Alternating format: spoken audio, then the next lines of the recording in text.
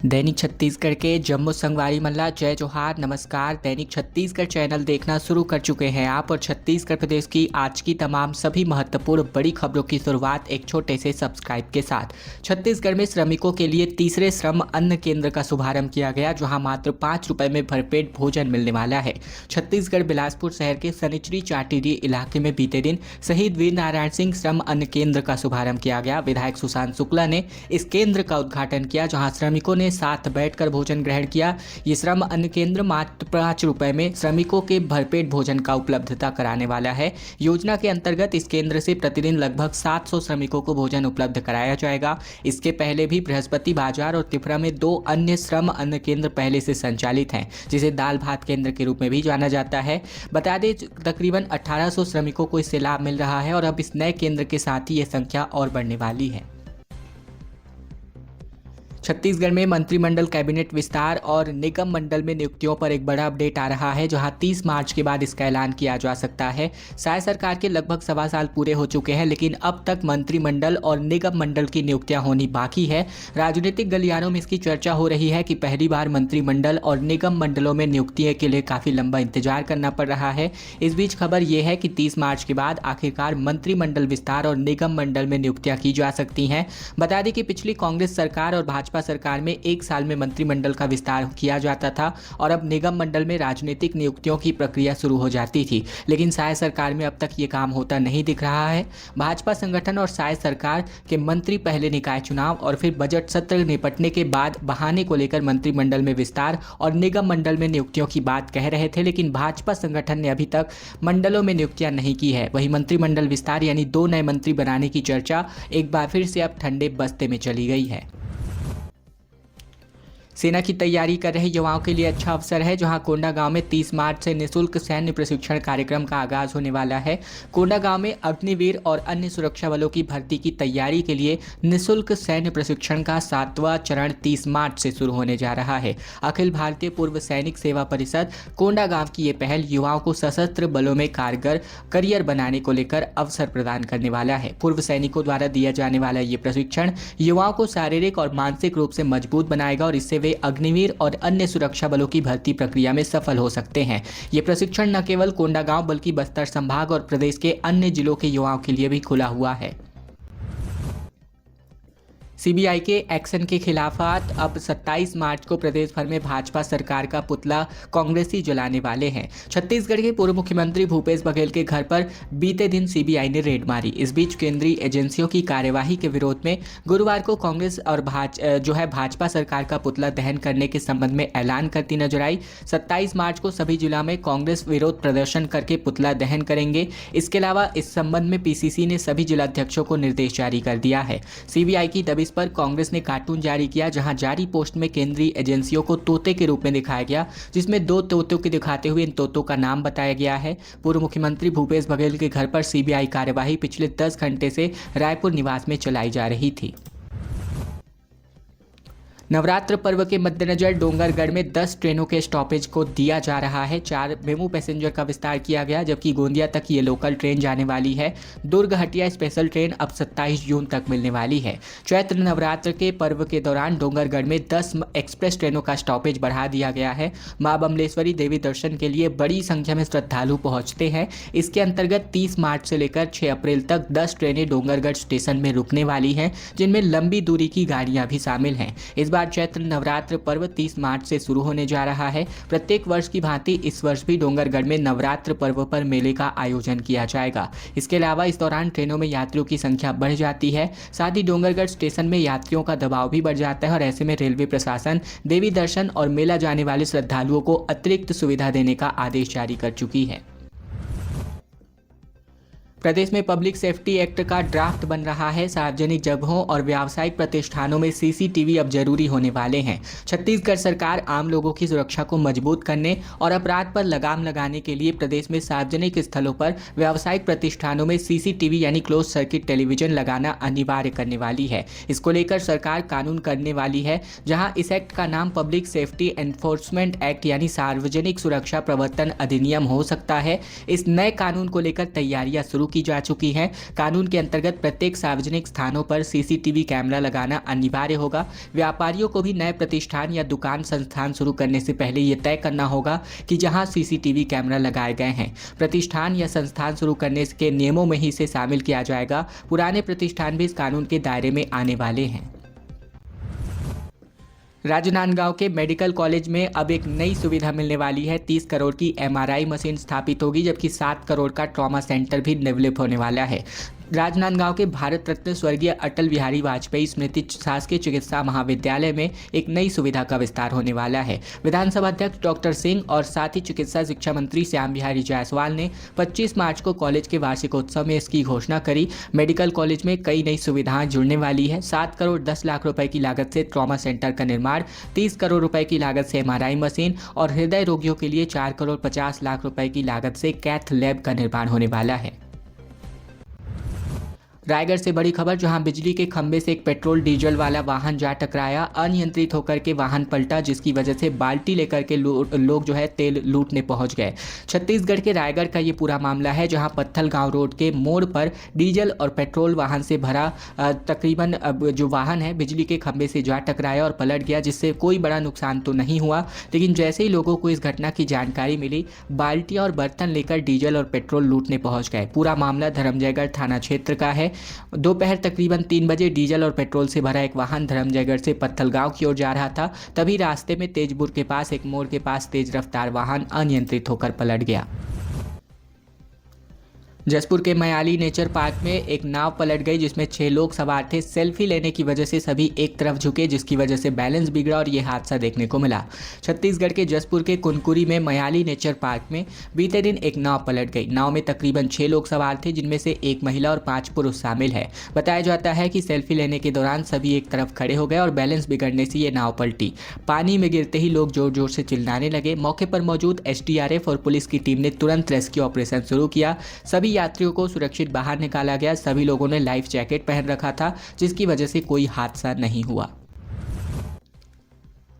Exclusive खबर यह है कि हवाला कारोबारियों के पास से नोटों का पहाड़ बरामद हुआ है। 20 के नोट के 2.5 करोड़ की डिलीवरी 20 के नोट के माध्यम से कराई जाती है। कोड वर्ड में ये पूरी तरीके से डील होता है, जैसा कि आप सभी फिल्मों में देखते हैं। 14 ठिकानों में एमजी रोड सदर बाजार सबसे ज़्यादा हॉटस्पॉट इलाका है। दरअसल रायपुर का एक हवाला कारोबार धड़ल्ले से चल रहा है। राजधानी में हवाला से जुड़े तकरीबन 14 ठिकाने हैं, जिसमें एमजी रोड सदर बाजार इन सभी ठिकानों का हॉटस्पॉट है। इनमें राइस मिलर्स, सराफा कारोबारी और हलवाई लाइन के रसूखदार हिट लिस्ट में हैं। इनकी कुंडली अब खंगाली जा रही है। बता दें, हवाला कारोबार से जुड़ा एक वायरल वीडियो है, जिसमें 19 मार्च का ये वीडियो है। वीडियो में नोटों का बंडल दिख रहा है, पहाड़ दिख रहा है, जहां वीडियो में 200 और 500 के नोटों के हजारों बंडल हैं। बंडलों को देखकर अंदाजा लगाया जा रहा है कि 3 से 5 करोड़ रुपए हो सकते हैं। और इस वीडियो में ये दावा किया जा रहा है कि 20 रुपए के नोट से इस 2.5 करोड़ की डिलीवरी हो सकती है। तार मिस्त्री परीक्षा के लिए आवेदन 1 अप्रैल से शुरू होने वाला है, जिसकी परीक्षा जुलाई में होगी। पास होने वाले अभ्यर्थियों को बिजली से जुड़ी तकनीकी कामों के लिए पात्र किया जाएगा। छत्तीसगढ़ विद्युत अनुज्ञापन मंडल की तार मिस्त्री परीक्षा के लिए आवेदन 1 अप्रैल 2025 से शुरू होगा। जो उम्मीदवार इस परीक्षा में शामिल होना चाहते हैं 30 अप्रैल से लेकर 2025 तक अपना फॉर्म जमा कर सकते हैं। ये परीक्षा जुलाई 2025 में आयोजित करी जाएगी। ये परीक्षा रायपुर में आयोजित होगी, जहाँ उम्मीदवारों को तकनीकी ज्ञान और कौशल का परीक्षण किया जाएगा। परीक्षा में सफल होने वाले उम्मीदवारों को तार मिस्त्री का लाइसेंस दिया जाएगा, जिससे वे बिजली से जुड़े विभिन्न तकनीकी कार्यों के लिए पात्र हो सकते हैं। रायपुर, बलौदाबाजार और गरियाबंद जिले के आवेदक अपने आवेदन पत्र कार्यालय कार्यपालन अभियंता एवं संभागीय विद्युत निरीक्षक के समक्ष अपना आवेदन प्रस्तुत कर सकते हैं। महादेव सट्टा ऐप, भूपेश बघेल के घर पर सीबीआई की रेड इस मामले में पड़ी, जहां 3 गाड़ियों में अफसर निकले। 4 आईपीएस के यहाँ भी ये छापेमार कार्यवाही चलाई गई। छत्तीसगढ़ में महादेव सट्टा ऐप केस में सीबीआई ने छत्तीसगढ़, दिल्ली, भोपाल और कोलकाता समेत 4 राज्यों में 60 जगहों पर ये छापेमार कार्यवाही की है, जिनमें एजेंसी की तकरीबन 10 से ज़्यादा टीमों ने रायपुर, दुर्ग और भिलाई में कार्यवाही करी। पूर्व सीएम भूपेश बघेल और उनके 2 ओएसडी रहे आशीष वर्मा और मनीष बंछोर, जहाँ उनकी पूर्व सचिव सौम्या चौरसिया के घर भी भी शामिल हैं। भूपेश बघेल के घर पर रेड के बाद सीबीआई की टीम ने 3 गाड़ियों में निकली और इस दौरान कांग्रेस के नेता और कार्यकर्ताओं ने गाड़ियों को रोकने की कोशिश की। जमकर हंगामा भी हुआ। विधायक देवेंद्र यादव के घर से भी प्रदर्शन के बीच सीबीआई की गाड़ियां निकली। सीबीआई ने सट्टे से जुड़े डिजिटल और हार्ड कॉपी साक्ष्य बरामद किए हैं। रिटायर्ड आईएएस अनिल टुटेजा और 4 आईपीएस अधिकारी आनंद छाबड़ा, अभिषेक पल्लव, आरिफ शेख, प्रशांत अग्रवाल के घर पर भी ये रेड जारी रही। एमआईसी की बैठक में टैक्स नहीं बढ़ाने को लेकर निर्णय किया गया। रायगढ़ में 710 करोड़ के विकास कार्यों को मंजूरी दी गई। दरअसल छत्तीसगढ़ के रायगढ़ नगर निगम में मेयर इन काउंसिल की दूसरी बैठक बीते दिन संपन्न हुई, जिसमें शहर के विकास कार्यों से जुड़े कई महत्वपूर्ण मुद्दों पर चर्चा हुई। बैठक में 710 करोड़ रुपए से अधिक के विकास कार्यों को मंजूरी दी गई। इसके अलावा बैठक में महापौर जीवर्धन चौहान और एमआईसी सदस्यों ने आगामी वित्तीय वर्ष में किसी भी तरह के टैक्स के बढ़ोतरी नहीं करने का निर्णय जारी किया गया है। रायपुर नगर निगम का बजट आज 28 मार्च को कल आने वाला है। जैसे 15 साल बाद अब बीजेपी की मेयर मीनल चौबे अपना बजट पेश करने वाले हैं। दरअसल रायपुर नगर निगम में 15 साल बाद जाकर बीजेपी सत्ता में आई है। ऐसे में भाजपा महापौर मीनल चौबे 28 मार्च को अपना पहला बजट पेश करेंगी। इसको लेकर निगम प्रशासन ने अपनी तैयारियां पूर्ण कर ली हैं। मेयर अपने पहले बजट को लेकर बेहद उत्साहित है। उन्होंने दावा करते हुए कहा कि इस बजट में सभी वर्गों का ख्याल रखा जाएगा, सभी वर्ग के लिए सुविधाओं का समावेश होगा। अमर उजाला से खास बातचीत में रायपुर नगर निगम की महापौर मीनल चौबे ने कहा कि हमारी नई परिषद का जो बजट है वो 28 मार्च को पेश किया जाएगा, जिसमें प्रयास रहेगा कि समाज के हर वर्ग के लोगों के लिए कुछ न कुछ बेहतर काम किया जा सके।